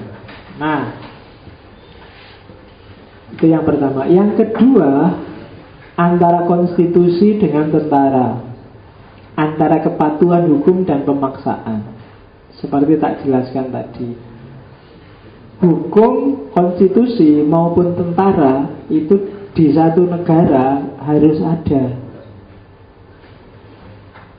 Dulu. Tapi di antara hukum, di antara konstitusi dan tentara, jauh lebih penting tentara, jauh lebih penting pasukan, jauh lebih penting paksaan. Kalau konstitusi itu kan cuma aturan, kamu bisa ikut bisa enggak. Tapi lebih penting tentaranya. Rambu-rambu itu kan bikinan untuk kamu patuhi, tapi rambu-rambu enggak penting. Dibandingkan rambu-rambu, lebih vital polisinya. Kalau cuma rambu-rambu, kamu bisa karepmu dewe ngelanggar. Tapi begitu ada polisinya satu aja, oh, kamu tidak berani melanggar sudah. Jangankan polisi, patung polisinya aja kan bikin kamu deg-degan. Mau merampas lampu merah, ada polisi. Mau cuma patung dan gitu kan, mau gitu. Patungnya aja bikin kamu deg-degan. Bahkan polisinya tidur aja bikin kamu jengkel. Polisi tidur gitu. Kenapa? Karena memang masyarakat itu cenderung lebih patuh kalau ada paksaan. Diceramai P4 kayak gimana pun gak akan jalan. Tapi begitu dipaksa pakai pressure, apalagi pakai tentara, dia akan jalan. Ya karena tadi takut sama tentara. Jadi paksaan menciptakan legalitas. Maka cara pemaksaan, kalau katanya Machiavelli, itu lebih efektif. Mahasiswa kalau dipaksa itu lebih efektif daripada dibiarkan. Itu menurut Machiavelli. Tidak akan ada hukum yang baik tanpa senjata yang baik. Aturan itu nggak ada gunanya kalau nggak ada penegak aturan. Gunanya penegak aturan apa? Memaksa agar aturan itu jalan. Nah, dalam hidup sehari kan gitu. Aturan untuk tidak korupsi itu sebenarnya sejak Indonesia ada sudah ada. Kenapa kok berlarut-larut sampai hari ini? Karena zaman dulu nggak ada KPK. Jadi penegak aturan itu lebih penting daripada aturan itu sendiri. Bahkan ada penegaknya saja bisa jalan meskipun aturannya belum jadi. Tapi kalau ada aturan dong, nggak ada penegaknya ya nggak jalan. Kenapa? Karena orang cenderung tadi, orang itu secara fitrah kalau dibiarin alami cenderung jelek dia, cenderung sesuka hatinya sendiri. Maka dia perlu dipaksa. Itulah tadi kenapa bagi Machiavelli ketakutan itu lebih efektif daripada rasa cinta. Apakah itu cinta tanah air, apakah itu cinta bangsa dan negara, apakah itu cinta agama atau tidak. Itu lebih tepat ketakutan. Makanya Islam misalnya kan selalu di samping kamu diajarin, tapi juga kan diancam, ditakut-takuti. Hati-hati loh kalau kamu gak sholat, besok di neraka kepalamu dikepruk sama palu, pecah, balik lagi, dikepruk lagi, pecah, balik lagi. Kan kamu ngeri, wah ngeri sekali ya. Kamu takut terus, neraka, hati-hati, kan gitu. Kayak dulu saya waktu kecil baca komik yang neraka itu kan ngeri. Wah, ada orang disate, ada orang aduh ngeri sekali ya. Takut, wah kalau nggak sholat takut membayangkan komik itu kan. Ketakutan lebih efektif daripada cuma diperintah Ayo sholat. Sholat itu perintahnya Allah loh. Kalau nanti sholat hidup kita jadi aman, nyaman, tidak jalan.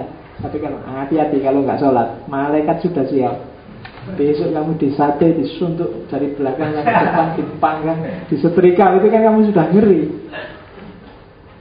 Berarti memang ketakutan itu lebih efektif. Bahkan ribut itu kalah sama punishment. Tak kasih hadiah permen kalau mau sholat itu nggak terlalu efektif. Anda butuh permen. Anak kecil sekarang kan gitu. Tapi kalau hati-hati loh, kalau nggak mau sholat tak pukul sekali, ya itu lebih efektif. Katanya Machiavelli. Jadi orang hanya patuh terhadap apa yang dia takuti, bukan apa yang dia cintai. Jadi antara hukum dan tentara lebih penting tentara. Konstitusi ya harus ada, cuma dia bahannya tentara untuk menegakkan. Oke. Nah sekarang ini kita lihat pemimpin yang cerdik dan rakyatnya. Ini strategi, sopo ngerti kamu besok jadi presiden. Kalau nggak jadi presiden ya gubernur, nggak bisa gubernur ya bupati, nggak bisa bupati ya camat, nggak bisa camat ya lurah, nggak bisa lurah ya RT, nggak bisa RT ya kepala keluarga. Oke ya. Rumusnya itu kan Islami kan itu, kullukum ra'in kan gitu. Nah ini triknya jadi ra'in, triknya jadi pimpinan, katanya Machiavelli. Yang pertama, kalau kamu jadi pimpinan yang cerdik, bangunlah wilayahmu, lakukan pengembangan apa saja, tapi sesuai keinginan rakyatmu. Entah itu serius atau pura-pura kelihatannya begitu. Tapi bikinlah rakyatmu merasa ini pembangunan ini penting bagiku untuk kebutuhanku. Kalau enggak, tidak akan bertahan lama kekuasaanmu. Pahamkanlah rakyat bahwa penting loh ini untuk kalian, bukan untuk saya. Rakyat harus diajari gitu. Kalau kamu RT yo, bapak-bapak, ayo kerja bakti. Ini kerja bakti itu untuk kita loh. Kerja baktinya di mana? Depan rumahnya Pak RT. Misalnya, itu kan jadi kepentingan RT-nya, tapi kan rakyat harus dipahamkan bahwa ini untuk kepentingan kita semua. Nah, itu yang terjadi kan, kamu kadang-kadang dipaksa seolah-olah itu penting. Itu sebenarnya trik pertama. Kemudian yang kedua, pemimpin yang cerdik harus menghargai rakyatnya. Cuma pemimpin yang cerdik juga tidak pernah ragu-ragu untuk menyakiti rakyatnya kalau diperlukan. Jadi raja, pimpinan yang kejam itu lebih dihormati oleh rakyat daripada pimpinan yang lemah. Yang paling enak sih pemimpin adil, bijaksana. Yang itu enak, ideal. Tapi seandainya harus milih, dibandingkan pemimpin yang lemah, orang lebih milih pemimpin yang kejam. Katanya Machiavelli itu. Kalau pemimpin yang lemah itu negara pasti rusak. Tapi kalau pemimpin yang kejam, itu negaranya tertib meskipun harus menanggung beban kekejaman. Tidak apa-apa, itu kan medis tadi. Dalam rangka bikin tentram, maka harus ada yang dikorbankan. Jadi katanya Machiavelli, kalau ada kamu harus milih satu di antara dua pimpinan, yang satu ini kejam, yang satu ini kok lemah, pilih yang kejam aja. Kalau ada sih yang adil, bijaksana, lillahi ta'ala. Kalau ada, kalau nggak ada ya cari yang tegas, yang kejam. Oke. Terus ini petunjuk yang ketiga. Pemimpin yang cerdik, dia paham bahwa kesuksesan kecil atau besar itu harus dipamerkan. Tunjukkan pada rakyat kesuksesannya. Karena kesuksesan itu akan bikin rakyat lupa terhadap kekejamanmu, ketidakadilanmu, pressermu, bikin rakyat susah, itu akan dilupakan. Begitu kamu menunjukkan kesuksesan. Kita sekarang sukses mendapatkan penghargaan dari PBB. Itu orang yang kemarin-kemarin ngapain aja terus lupa sudah. Jadi nggak cuma di Indonesia. Selama ini kan kamu sedih, wah Indonesia ini bangsa pelupa kok, dijajah berapa tahun, dianu berapa tahun, sekarang masih aja terus. Enggak, karena memang karakternya manusia itu biasanya kalau sudah ditunjukkan prestasi, dia lupa kemarin kesalahan-kesalahannya apa. Orang salah kayak gimana padamu, tiba-tiba datang padamu terus aku minta maaf ya, ini tak kasih uang nggak seberapa sih, cuma nanti kamu lupa sudah sama yang kemarin sakit hatimu. Rakyat juga begitu. Kita sekarang sudah bisa swasembada pangan. Wah hebat sekali Indonesia itu ya, sudah swasembada. Nah yang kemarin susah kecil-kecil itu dilupakan sudah. Kemarin naikin BBM lupa, kemarin ngapain aja lupa. Yang penting sekarang ternyata mendukung pilkada langsung. Wah bagus sekali pilkada. Jadi pencitraan itu penting di sini. Pencitraan itu menunjukkan betapa baiknya citranya. Kenapa? Biar rakyat lupa jelek-jeleknya. Kalau ada jelek-jelek, dia akan lupa ketika ditutupi oleh yang bagus-bagus.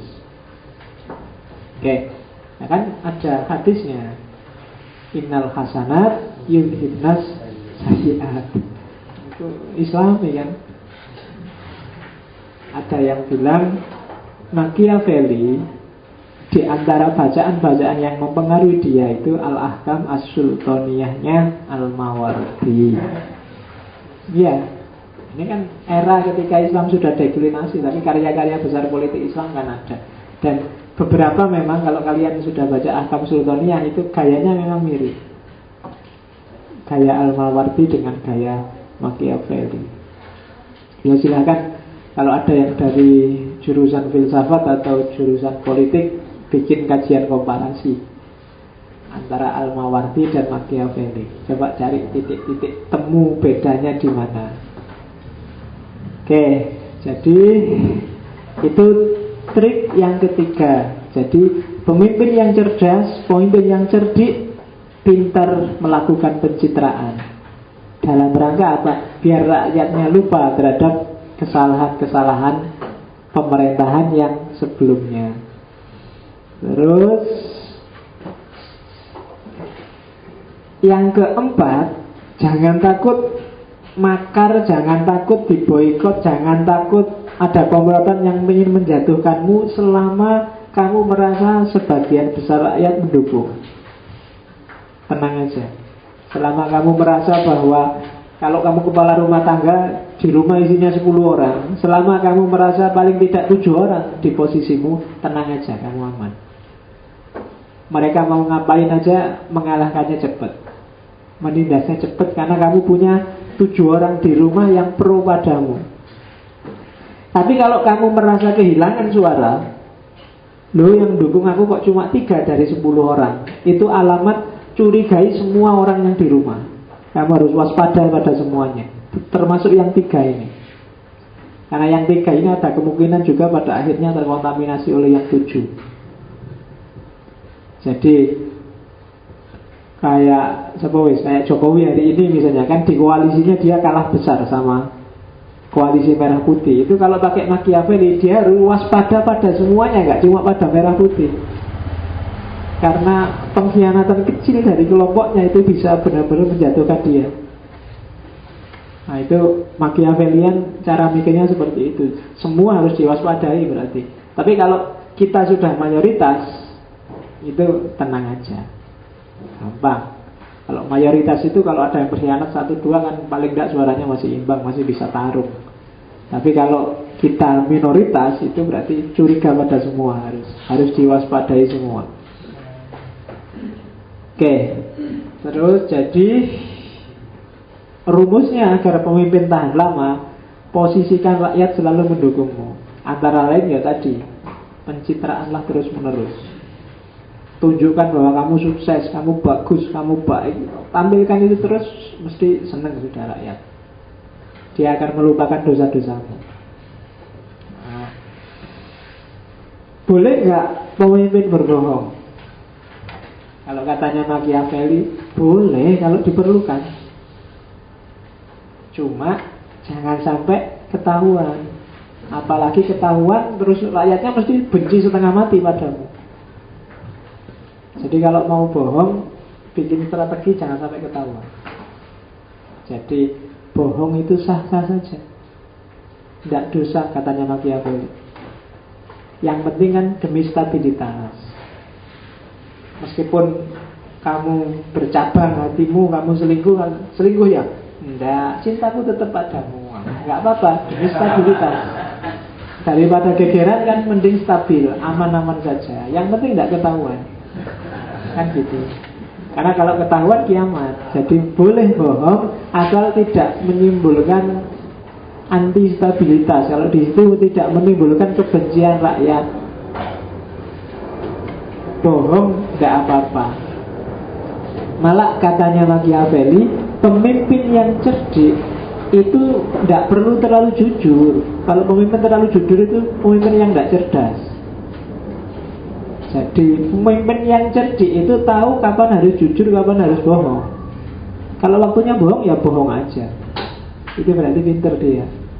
Kalau memang dituntut untuk bohong ya bohong. Kalau waktunya jujur ya jujur.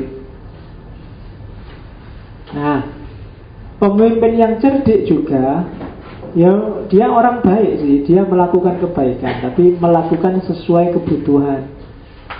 Kalau nggak harus melakukan kebaikan ya nggak usah. Nggak usah diem-diem terus nyebar uang untuk anak yatim, fakir miskin, nggak usah. Kalau nggak dibutuhkan, kalau pas dibutuhkan ya ayo. Oh pas ada kamera, pas ada yang nyuting, oh ya saya tak sumbang sekian. Kalau nggak ada yang tahu nggak usah, ngapain sih? Oh nggak ada yang tahu kok, nggak ada untungnya kok. Cari, lakukan segala hal yang menguntungkanmu. Itu pemimpin yang jos itu berarti. Ngerti kapan harus bertindak. Kemudian ya berbohong boleh asal demi kebaikan negara, demi stabilitas. Terus ini prinsip hidup bersama, prinsip masyarakat dan negara. Jadi mana yang lebih penting, rakyat atau negara? Jawabannya jelas, negara. Terus pertanyaan kedua, moralitas dibutuhkan nggak? Tadi kok orang boleh bohong segala. Moralitas dibutuhkan asal berguna untuk kepentingan negara. Kalau enggak moralitas juga enggak apa-apa. Itu prinsip kedua. Manusia itu hakikatnya jelek, sehingga kalau dia melakukan sesuatu yang baik, itu sebenarnya pasti punya kepentingan di balik itu untuk dirinya sendiri yang sesuai dengan fitrah jeleknya tadi. Kenapa sih kok ada orang cinta tanah air mengorbankan dirinya untuk tanah air? Itu biasanya di balik itu ada motif. Mungkin motifnya adalah ingin anak cucunya bisa hidup terjamin, ingin negaranya tentram terus dia bisa kerja. Mungkin kalau sudah nggak perang dia ingin jadi pejabat, mungkin dia ingin jadi pahlawan. Jadi nggak ada orang ikhlas itu. Selalu ada motif di balik tindakan dan perilakunya. Jadi masyarakat, individu, kalau itu masih manusia, kamu jangan terlalu percaya kalau mereka bilang ikhlas. Di Indonesia buktinya, departemen yang semboyannya ikhlas beramal, ternyata yang bahkan menterinya pun sekarang kenal KPK. Nah itu kan berarti Allah ikhlas. Kalau sudah politik itu udah ada ikhlas. Saya mendukung Bapak ikhlas, nggak untuk apa-apa. Lah itu prank, mesti nggak ada. Kalau politik loh ya, nggak ada. Pasti dia punya pamrih. Dia ingin dapat apa itu pasti sudah. Itu sudah diramal oleh Machiavelli. Kenyataannya pasti begitu. Masyarakat dan negara. Yang kedua, pokoknya intinya katanya Machiavelli, seorang pemimpin itu tahu kapan dia harus adil, kapan dia harus jahat, kapan dia baik, kapan dia jelek. Kalau waktunya jelek, ya dia nggak segan-segan melakukan kejelekan. Kalau waktunya jahat, ya dia tidak ragu-ragu melakukan kejahatan. Meskipun kalau dia pimpinan berarti demi negaranya tetap utuh, negaranya tetap bertahan. Pemimpin itu katanya Machiavelli, kalau dia bohong, tapi hasil kebohongannya bikin negaranya semakin kuat, semakin maju, semakin paten, kebohongan ini justru bagi rakyatnya adalah tindakan yang terpuji. Jadi bohong tidak tergantung tindakannya, tapi tergantung hasilnya. Makanya tadi disebut pragmatik. Tidak masalah kamu nyontek, tidak masalah kamu curang, yang penting ternyata benar, kamu terus dapat A dan lulusnya cepat. Nah itu Machiavellian. Tidak masalah kamu bohongin orang tuamu, Pak, ini kampusnya nyuruh bayar 2,5 juta. Kalau nggak dibayar susah ini Pak, kalau lulus aku Pak, bapakmu ngirim 2,5 juta, akhirnya kok beliin smartphone. Bapaknya marah-marah, katanya kampus kok beli smartphone. Loh, beli smartphone ini Pak, gue SMS dosen nih, kalau pas aku raiso mlebu tak pamiti pakai smartphone. Berarti kan kebutuhan kuliah ini Pak. Berarti pemimpin yang cerdik kamu ngapusi bapak itu. Padahal bapakmu yang ngerti nek gue ngapusi, tapi yo wis ora apa-apa, sing waras ngalah. Ya, jadi bohong, jelek, baik, jujur, ikhlas itu tidak bernilai pada dirinya sendiri, dia bernilai pada fungsi dan gunanya. Alah rayuan gombal, gombal juga tidak apa-apa. Buktinya dengan gombal kamu toh akhirnya suka padaku. Nah ini tidak masalah. Alah puisi desa gitu aja buat ngerayu, tidak apa-apa. Puisinya desa tapi akhirnya kan dapat. Daripada puisimu canggih-canggih nggak dapat apa-apa. Nah gitu loh. Jadi tidak tergantung barangnya, tidak fi dzatihi, tapi li ghairihi, untuk tujuannya. Terus agama juga gitu. Boleh ada agama, boleh. Ada NU boleh, ada Muhammadiyah boleh. Yang penting manfaatnya apa, gunanya apa dulu. Kalau pas lagi butuh, ini yang penting ini ketoknya vital, ini harus belok NU ini, masanya banyak. Akhirnya datanglah kamu di muktamar NU, ikut buka, ikut nyambut, terus bilang nenek moyang saya dulu itu NU juga. Itu memanfaatkan institusi agama untuk kepentinganmu. Nanti begitu ganti muktamar Muhammadiyah, kamu datang itu dulu saya sekolahnya itu Muhammadiyah. Jadi untuk kabeh akhirnya. Nah, itulah politik. Tidak penting yang benar yang mana, mbak. Kamu nggak penting kamu debat urusan kunut, urusan tarawih, tidak penting. Tapi mana yang menguntungkan untuk kekuasaanmu, termasuk agama. Jadi agama, negara, institusi sosial, institusi moral, institusi apapun boleh ada, boleh tidak ada. Yang penting peran apa yang dimainkan, apa fungsinya, apa gunanya, apa manfaatnya. Oke, masih panjang enggak ya? Sudah setengah 10. Oleh karena itu, kalau kamu dengar istilah Machiavellian, itu biasanya kalau ada orang yang berani melakukan hal yang jelek untuk keuntungannya sendiri, itu biasanya Machiavellian. Berani memanipulasi orang lain untuk keuntungan politik, itu Machiavellian. Jadi kamu tak bohongi biar aku kelihatan hebat, itu Machiavellian. Kamu tak abusi biar aku kelihatan jago, itu Machiavellian. Jadi cara berpikir yang trik, tapi pengaruhnya besar. Cara berpikir yang model realis. Modern itu kan coraknya realistik semua, realisme. Beda sama idealisme pra-modern, abad tengah. Ya nanti berpengaruh di Francis Bacon, David Hume, Thomas Hobbes, John Locke, Rousseau, Descartes. Orang-orang ini semua paling tidak kan Machiavelli mengangkat tema eksistensial yang nanti bahkan terakhir sangat berpengaruh di Nietzsche. Dia ada di era pencerahan Prancis, era pencerahan Italia, era Enlightenment. Pikiran-pikirannya menimbulkan kontroversi yang luar biasa, tapi menggugah orang bahwa ternyata agama, ternyata institusi sosial, ternyata institusi-institusi moral itu bisa dilihat secara pragmatik. Dia memainkan peran tertentu, tergantung kamu memainkannya seperti apa. Orang bisa mengambil jarak dari agama kemudian melihatnya secara lebih objektif. Itu antara lain jasanya Machiavelli. Oke. Nah, ada 3 pandangan tentang Machiavelli. Yang pertama, orang yang anti Machiavelli. Bagi orang-orang ini Machiavelli itu mengajarkan immoralitas dan amoralitas. Kalau immoral itu berarti tidak bermoral, kalau amoral itu berarti tanpa moral. Beda tidak bermoral tanpa moral. Jujur itu moral, bohong itu immoral. Tapi yo ndak jujur, ndak bohong, ngomong informatif, itu namanya amoral, nggak ada hubungannya sama moral. Dan Machiavelli itu orang yang keluar dari jalur moralitas.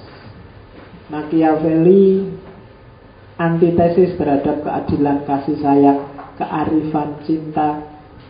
Dia anti humanitas dari perspektif ini, dari perspektif moralitas. Itu kelompok pertama.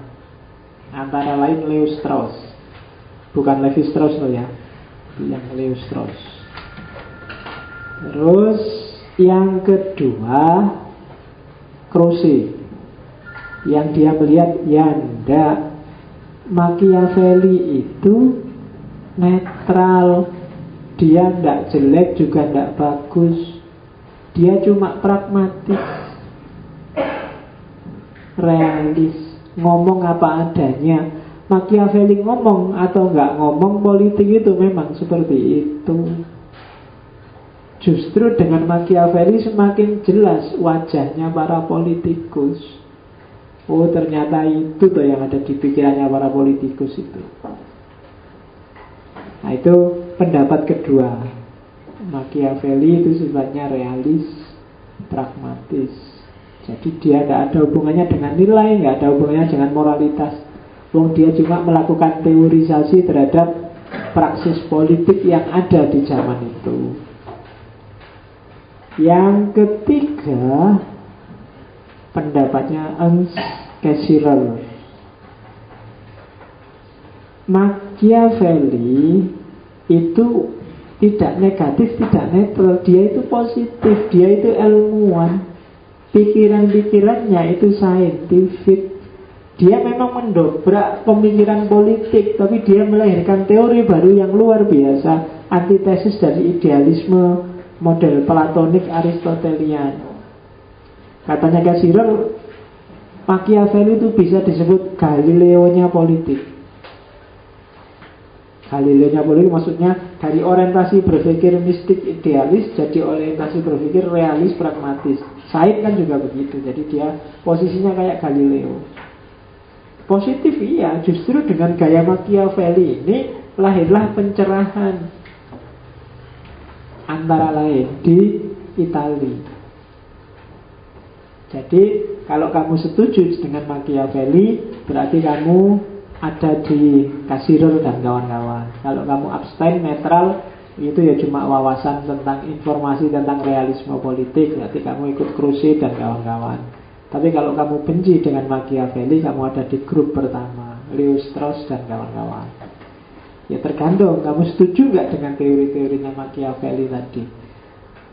Saya tidak tahu ya, mungkin kalau kamu nanti ada yang benar-benar jadi DPR atau jadi pejabat, kamu akan merasakan ternyata benar Machiavelli. Kalau kamu ingin selamat, bahkan mungkin sebenarnya bukan jabatan yang kamu kejar, kamu ingin aman aja, tidak diserang orang, tidak dijatuhkan orang, dijebak orang. Kadang-kadang kamu harus bergaya Machiavellian. Kadang-kadang. Ya nanti kamu rasakan sendiri ya. Besok kalau ada di sini yang jadi menteri atau jadi pejabat gubernur apa, kita ngumpul lagi ya, reuni ngaji filsafat. Ternyata benar Pak Machiavelli itu Pak. Saya terpaksa harus bergaya Machiavellian. Kalau enggak musnah sendiri, susah sendiri aku Pak. Mungkin kamu akan gitu teorinya. Oke. Nah ini beberapa klaim atributif. Ada yang bilang Machiavelli adalah devil incarnate. Machiavelli itu jadi turunannya setan loh. Pikirannya kayak setan. Nah, itu ada yang bilang gitu. Dia jelmaan setan. Ada yang bilang di banyak buku dia digelari murderous Machiavelli. Machiavelli yang kejam. Itu kan teori politiknya sangat kejam kalau Machiavelli itu tadi. Manusia yang jahat. Bertrand Russell menyebutnya The Prince itu, katanya Bertrand Russell, a handbook for gangster. Jadi buku pedomannya para gangster, para mafia. Yo, kalau politik model Machiavelli itu ya mafia berarti.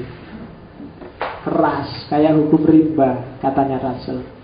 Tapi politik memang seperti itu, kayak hukum rimba, keras. Makanya di Indonesia kan banyak gangster. Mafia-mafianya kan sedang baru dibongkari satu-satu oleh KPK. Ya tidak salah berarti Russell ngomong, oh itu kitab sucinya para gangster, a handbook for gangster. Mussolini yang fasis di Amerika di Italia, The Prince itu bagi Mussolini adalah Father Mecum for statesmen. Jadi manual untuk para negarawan, katanya Mussolini. Katanya Napoleon, the only book worth reading, satu-satunya buku yang layak dibaca itu prinsip, katanya Napoleon. Berarti dia sudah kata, mungkin dikhatamkan balik-balik, sehingga dia bisa merajai, bisa menaklukkan kemana-mana. Nah, jadi cobalah nanti ya, kalau kamu cari bukunya terus kamu khatamkan. Ya, ngaji Il Principe, ngaji The Prince. Unik ya, coba ngomong neng takmir besok kalau Ramadan apa-apa, tadarusan The Prince.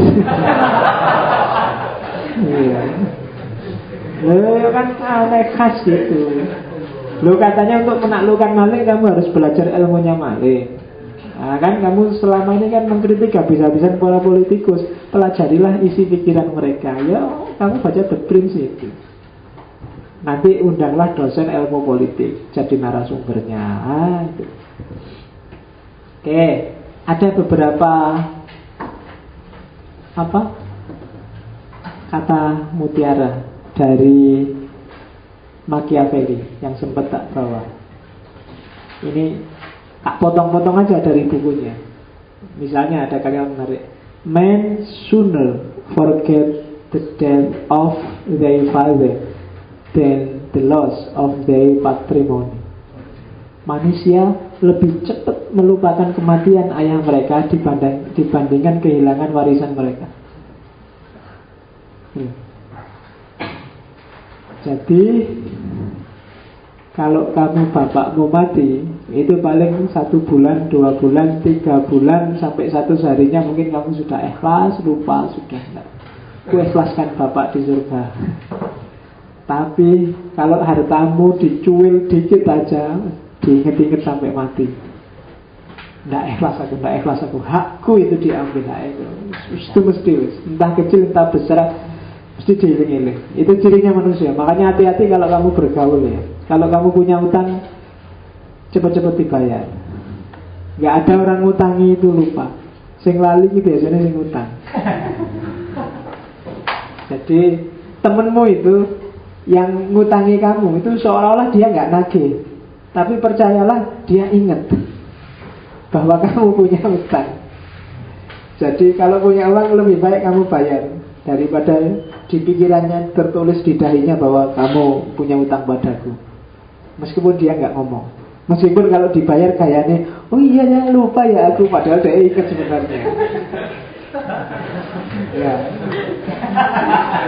Kadang-kadang kan gitu, oh aku kemarin utang, oh iya toh, lali aku agak itu bagus. Cuma dia pura-pura aja. Makanya kadang-kadang kan kamu kan lupa. Kadang-kadang di jalan lupa, cuma butuh uang 5.000. Gue duitmu 5.000. Jangan dikira 5.000 terus dia lupa. Itu dieling-eling. Kalau bisa Kamu bayar aja daripada ya meskipun ya kayak tadi kadang-kadang kalau dibayar, wah iya ya, 1 bulan yang lalu aku utang padamu 5.000. Ah iya toh aku lali. Sesuk oh iya lah ini duit cilik. Dieling-eling lah kita. Jadi hati-hati karena man sooner forget the death of their father than the loss of their patrimony. Jadi orang itu lebih cepat lupa kematian bapaknya dibandingkan utangnya. Kalau warisannya kamu cuel, kamu senggol dikit, itu dia nggak akan lupa sampai kapanpun. Terus it's not titles that honor man, but man that honor titles. Oh, ini strateginya seorang pemimpin. Ingat-ingatlah bahwa bukan gelar yang bikin manusia punya nilai berharga, tapi sebenarnya manusialah yang menghargai gelar. Nah, jadi hati-hati ya. Kamu dikasih gelar, kadang-kadang kan anak pejabat ke daerah terus kita kasih gelar dia tuanku apa. Itu sebenarnya trik untuk menjatuhkan yang dikasih gelar. Akhirnya yang dikasih gelar terikat pada yang kasih gelar, kemudian berterima kasih itu. Karena orang senang dikasih gelar, orang menghargai gelar. Bukan gelar yang membuat manusia berharga. Itu yang bikin banyak orang tertipu karena gelar. Gelar itu tidak penting, tapi karena kamu menghargai gelar, kamu sering terpesona oleh gelar. Dia sudah haji loh. Emang ngapain? Dokter dia itu. Jadi gelar punya implikasi khusus dalam diri manusia. Maka hati-hati, dan kalau kamu jadi pemimpin yang pintar, kamu bisa memanfaatkan kondisi psikologis manusia yang seperti ini. Kamu adalah penolongku. Itu kan kamu dikasih gelar penolong. Begitu kamu diomongin gitu, itu kan kamu seolah-olah ada ikatan moral. Aku ini penolong ya. Gak pantas saya mesti gitu kan. Ya kan? Kamu ini rajin loh ya. Oh itu otomatis sebenarnya kamu seolah-olah itu muji, tapi saat itu dia membelenggu dirimu dengan satu label namanya bahwa kamu anak rajin. Jadi kalau kamu mau datang telat, aku ini anak rajin kok datangnya telat, datang duluan kan gitu. Kenapa gitu? Karena manusia menghargai gelar, bukan gara-gara gelar manusia berharga. Jadi hati-hati dengan pujian. Pujian itu sering membelenggumu. Kenapa ya? Kamu dikasih hati. Aku senang lihat kamu itu murah senyum loh. Tiap kali ketemu senyum. Kadang-kadang sehingga kalau kamu kan diikat oleh logo, oleh gelar bahwa kamu murah senyum. Jadi waktu sumpah kayak apa ketemu temenmu kamu paksain senyum. Aku ini murah senyum, jadi harus senyum ini. Ya kan? Terpaksa. Kayak dulu loh. Jadi kadang-kadang tak pikir kita itu dibuangnya bisa-bisa oleh Barat. Misalnya kita dikasih label Indonesia adalah bangsa yang ramah. Itu kan terus. Jadi kamu dihapusi, dijajah, loh, ramah kan? Oh iya, enggak apa-apa gitu. Jadi kamu digelari bangsa yang ramah. Jadi kalau mau marah enggak bisa. Aku ramah ya, masa ya orang Indonesia marah? Enggak, kita ramah kok. Jadi ternyata gelar itu menjebakmu, membelenggumu, jadi enggak bebas lagi gitu. Wah, kalau rambutmu kayak gitu itu kamu tambah cakep. Sudah, kamu sampai besok-besok kamu rambutku harus kayak gini terus ini, kalau berubah dikit nggak bisa ini. Jadi membelenggu. Apalagi gelar-gelar doktor, masa dokter kayak gini ya, haji, wah sudah haji ini nggak bisa kalau nggak. S3 loh ini ya, gitu. Kuliah loh, kan selalu gitu kan, benar? Jadi selalu dikerangkai oleh gelar. Gelar itu kan kayak topeng yang ditaruh di kepalamu, di wajahmu, dan kamu disuruh berakting sesuai topeng yang ditempelkan di kepalamu. Kayak di rumah ibumu itu kan kadang-kadang pakai trik kayak gitu kan. Anak saya ini rajin sholatnya, wah sudah itu. Seolah-olah muji tapi kamu di beta kompli, harus sholat terus. Saya dulu sering gitu kan waktu kecil itu. Anakku ini puasa Senin Kemisnya nggak pernah putus loh. Wah itu alamat itu. Justru puasa Senin Kemis terus gitu. Karena begitu putus kan kamu kehilangan gelar. Begitu kamu tidak puasa, gelarmu bahwa kamu ahli Senin Kemis runtuh. Maka kamu, Eman sudah punya gelar ahli Senin Kemis. Sekarang harus jatuh. Iya kan? Makanya jangan mau dikasih orang, dipuji orang, dikasih gelar.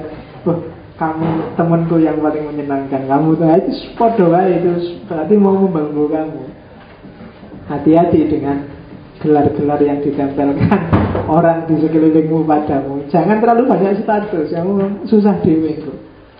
Kamu digelari aktivis, padahal kadang-kadang juga tidak ingin bergaya kayak aktivis, tapi terlanjur aktivis ya. Ini teman-teman podo demo, jadi aku males, tapi sudah terlanjur aku adalah aktivis. Terpaksa panas-panas kamu teriak-teriak aktivis ya. Iya kan? Karena salahmu dulu nyari gelar. Jadi itu dicermati benar oleh Machiavelli. Bukan gelar yang bikin manusia berharga, tapi manusia itu senengannya menjadikan gelar sebagai basis nilai, senang menghargai gelar. Jadi hati-hatilah bagi yang dipimpin, tapi bagi pemimpin manfaatkan benar ini. Kadang-kadang kamu heran kan, ini kota ini kok kotor tapi dikasih penghargaan lingkungan. Itu kan begitu ada penghargaan dia dapat Kalpataru. Itu kan jadi rakyatnya, oh iya ya ini sudah Kalpataru, ini harus bersih ini kan gitu. Jadi tidak diteliti dulu tapi dikasih hadiah dulu, digelari dulu kota paling bersih, baru kan terus rakyatnya bersih-bersih. Masa kota paling bersih kayak gini terus dia otomatis membersihkan dirinya sendiri. Nah itu pakailah teori ini entah untuk tujuan apa, tapi yang baik-baik aja. Itu penting, ini psikologis. Ini yang saya nggak tahu kamu bisa pakai apa enggak. It's double pleasure to deceive the deceiver. Jangan takut kalau kamu tahu ada penipu, tipu aja. Biasanya senengnya double. Iya kan? Itu kan kayak ada, saya nggak tahu pepatah apa asar apa yang bunyinya sombong terhadap orang yang sombong itu sodako. Saya nggak tahu itu benar apa enggak ya. Tapi yang jelas itu sebenarnya dalilnya Machiavelli. It's double pleasure to deceive the deceiver. Senangnya double. Kalau ada temanmu sombong, sombongin aja sekalian. Kalau ada temanmu penipu, kamu tipu dia. Enaknya double. Kalau ada orang biasa-biasa kamu tipu, enaknya satu. Tapi penipu kamu tipu, itu kan double. Oh dahsyat berarti dia tukang nipu, aku bisa nipu dia. Oh itu kan double pleasure. Jadi senangnya double. Itu saya tidak tahu dalil ini mau kamu pakai kapan untuk apa. Yang terakhir, ya ini yang terakhir, sudah mau jam 10. A prince never lack legitimate reason to break his promise. Pemimpin itu tidak pernah kehabisan alasan untuk mengingkari janjinya. Itu sudah dalil itu. Kamu makanya jangan terlalu percaya sama pemimpin. Pemimpin kira bisa salah. Meskipun kamu ngomong Allah nanti janjinya mesti diingkari, ya pasti. Tapi dia akan punya excuse. Dia bisa ngomong saya untuk sementara belum bisa mewujudkan itu karena ada ini ada itu. Selalu bisa begitu.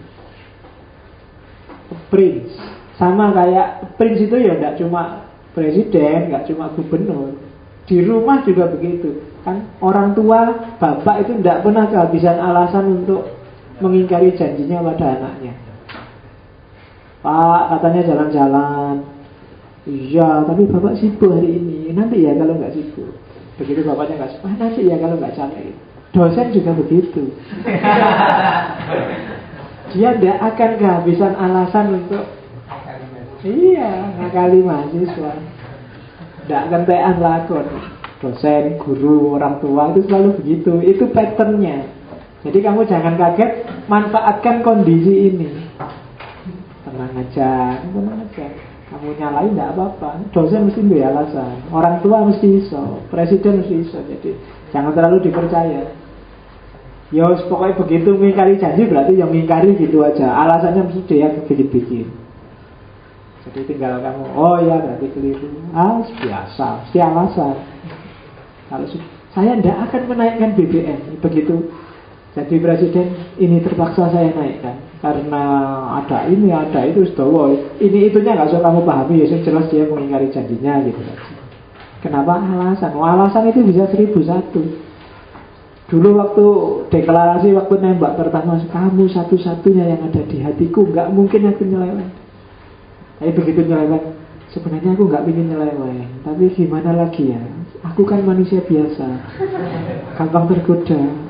Aku kan bukan malaikat, tapi sprek, mesti gitu. Kalau sudah mengingkari janji, no ya alasannya. Kenapa? Ya biasalah. A prince never lack legitimate reason to break his promise. Jadi itu dalil-dalilnya Machiavelli. Untuk lebih detailnya Machiavelli kayak gimana ya, baca aja bukunya. Meskipun di beberapa bagian di buku itu terjemahnya agak ruwet, tapi tidak apa-apa. Yang jelas polanya seperti ini Machiavelli. Sehingga banyak orang tidak senang, dianggapnya anti moralitas, berpolitik yang tanpa moral. Tapi sepanjang sejarah politik manusia, tidak ada satu dekade pun era politik yang tidak seperti diceritakan oleh Machiavelli. Selalu ada trik-trik, selalu ada rekayasa-rekayasa, selalu ada janji yang diingkari, selalu ada paksaan-paksaan, penindasan-penindasan langsung atau tidak langsung, verbal maupun simbolik, selalu ada. Dan Machiavelli hanya menarasikan, mendeskripsikan, kemudian menstrukturkan jadi semacam nasihat bahwa ini loh pimpinan yang akan sukses dengan gayanya sendiri. Oke, kalau ada yang mau nanggapi 1, 2, 3, 4, 5 detik ya, saya cuma nunggunya. Kalau nggak ada, alhamdulillah sudah malam. Minggu depan kita akan ketemu filosof lebih rasional dari Machiavelli, tapi cara berpikirnya khas, dari Perancis. Kan ada pepatah yang bilang kalau Italia punya Renaissance, Inggris punya pencerahan, maka Perancis punya Voltaire. Jadi tandingannya satu orang ini cukup untuk nandingi Renaissance dan pencerahan. Kayak apa sih dasarnya satu orang ini, kita ketemu minggu depan, insya Allah. Saya akhiri sekian. Wallahul muwaffiq, wallahu a'lam bishawab. Wassalamualaikum warahmatullahi wabarakatuh.